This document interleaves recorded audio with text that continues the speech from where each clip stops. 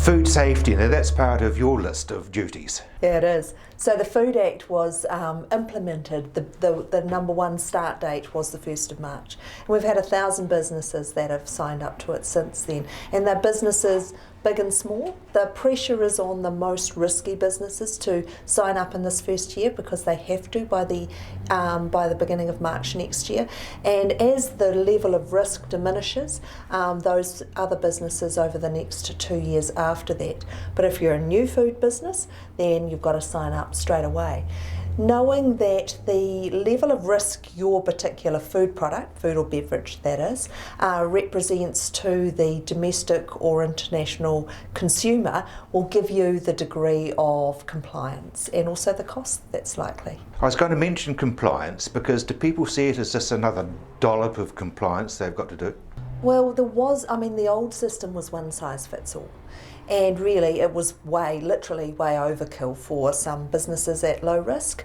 And yes, there is a cost around auditing, there is a cost around compliance, but what we've said is if your business is working well and you are doing the things you need to do, you can reduce the cost because you'll have less checks and less verification of you doing things properly over time. And the schools, of course, they can still have their fairs and things and sell stuff.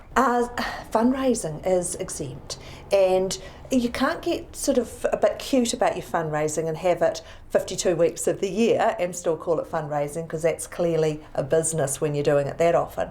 But generally speaking, we say 20 times a year can still constitute fundraising, and that's exempt.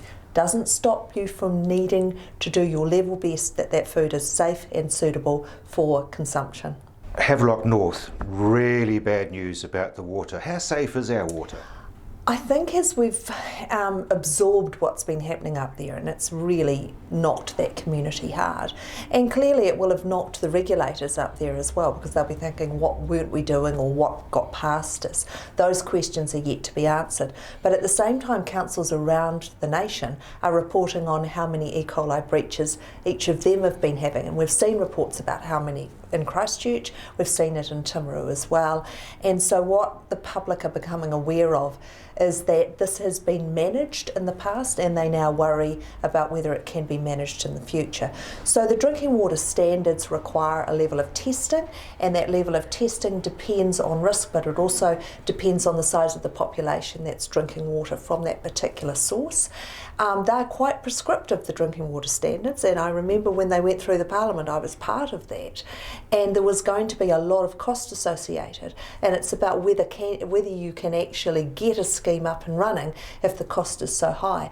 But as we've seen, we need those protections in place for the public, and I guess the investigation in Havelock North will reveal what went wrong there. There's a lot of councils around the country and regional councils as well who want to learn from that particular operation and what went wrong so they can be protected themselves.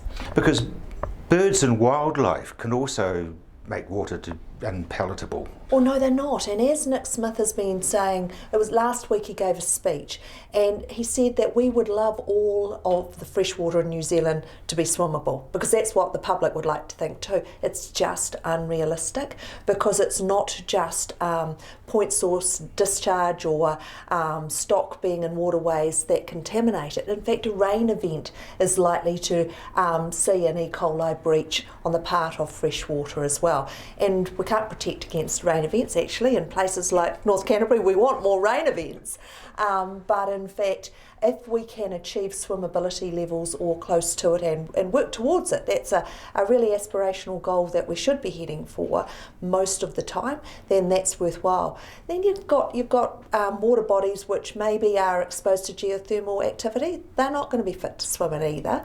I'll tell you what, Wash Duck Lagoon's not that great because there's an awful lot of birds on it all of the time. I wouldn't be swimming there either.